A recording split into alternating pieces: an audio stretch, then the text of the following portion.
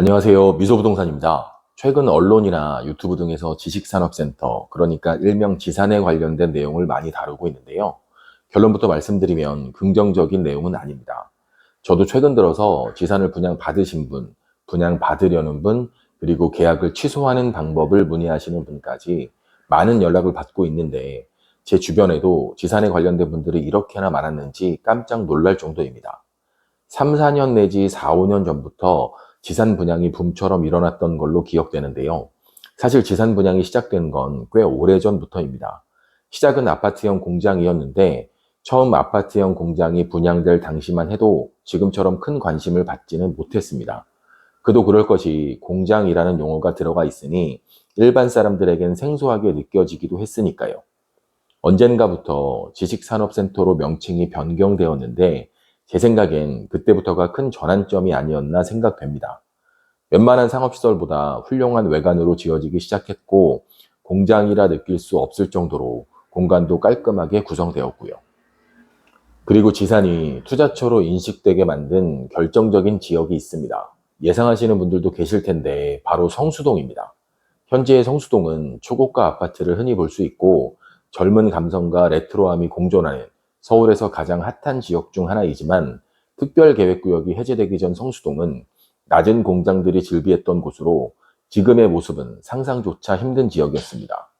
규제가 해제되면서 상업시설 건물들이 들어서기 시작했고 공장부지였던 곳을 시작으로 지식산업센터가 들어서게 됩니다.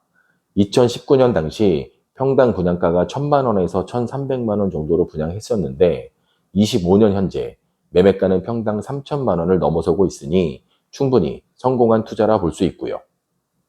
성수동 성공을 시작으로 지사는 서울, 경기, 수도권을 가리지 않고 분양하기만 하면 완판되는 부동산 상품이 되었고 메이저 건설사들도 열풍에 동참하게 됩니다. 하지만 이제부터가 문제가 시작되는데요. 바로 공급 과잉입니다. 기업을 유치한다는 명목 하에 지자체에선 쉽게 승인을 내주다 보니 아파트가 들어설 자리조차도 지산으로 채워질 정도였으니까요. 현재 지식산업센터는 전국에 1,500곳 이상이 지어졌다고 하고요. 앞으로도 수백 곳 이상이 지어질 예정이라고 하는데요. 그렇다면 도대체 왜 건설사들은 너도 나도 지산을 분양하려고 하는 걸까요? 정답은 정말 간단합니다. 아파트를 분양하는 것보다 수익이 훨씬 높기 때문입니다. 지산은 아파트와 비교한다면 수익이 최소 2배 이상은 남는다고 보셔도 됩니다. 아파트나 오피스텔처럼 방을 나눌 필요도 없고 주방도 없어도 됩니다. 호실마다 화장실을 만들 필요도 없으니 건축비는 당연히 절감되겠죠. 하지만 그렇다고 분양가가 저렴한 건 아니라서 건설사 입장에선 이보다도 좋은 사업 아이템은 없을 정도입니다. 거기에 각종 규제에서도 자유로워서 분양받는 사람 입장에선 진입 장벽도 굉장히 낮은 편입니다. 주택이 아니라서 대출 규제도 없고 청약 통장도 필요 없습니다. 그리고 지산을 투기판으로 만든 결정적인 이유라 할 수 있는 건 분양권 전매까지 얼마든지 할 수 있기 때문입니다. 부동산의 절대 원칙은 바로 수요와 공급입니다. 지금처럼 공급 과잉인 상황에서 지산을 투자처로 생각하기에는 굉장히 위험할 수 있습니다. 그리고 지산에 대해 오해하고 계시는 혹은 잘 모르시는 내용을 몇 가지 소개해 드리면 첫 번째, 지산은 처음부터 임대 목적으로 분양받는 건 안 됩니다. 일단 수분양자가 지산에 적합한 업종으로 분양받은 후 다시 임대를 주는 형태인데요. 어차피 가능하게 해줄 거라면 왜 이런 식으로 진행해야 하는지 도무지 이해할 수가 없습니다. 두 번째, 라이브 오피스라고 해서 오피스텔처럼 분양하기도 하는데요.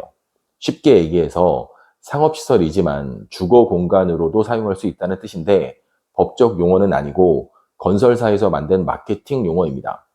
하지만 현재 라이브 오피스를 분양한 현장 곳곳에서 문제가 발생되고 있는데요.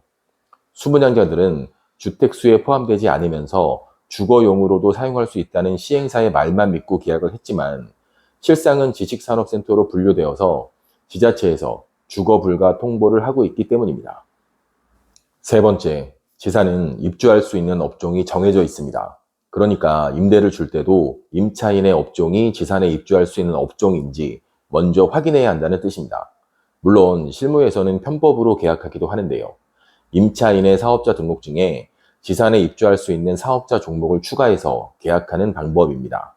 현장에서는 아직 법적으로 문제가 대두된 적은 없기 때문에 많은 임대차 계약이 이런 방법으로 이루어지고 있는데요. 주의가 필요한 사항입니다. 현재 지사는 일부 지역을 제외하곤 공급량이 너무 많아서 수익을 얻기가 힘들어진 상황입니다.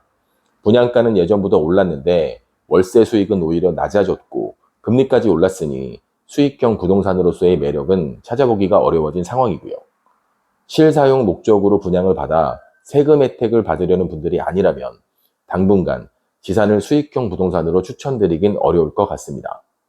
지산에 관심을 갖고 계시다면 오늘 영상 꼭 참고하셔서 판단하시길 바랍니다. 지금까지 미소부동산이었습니다. 감사합니다.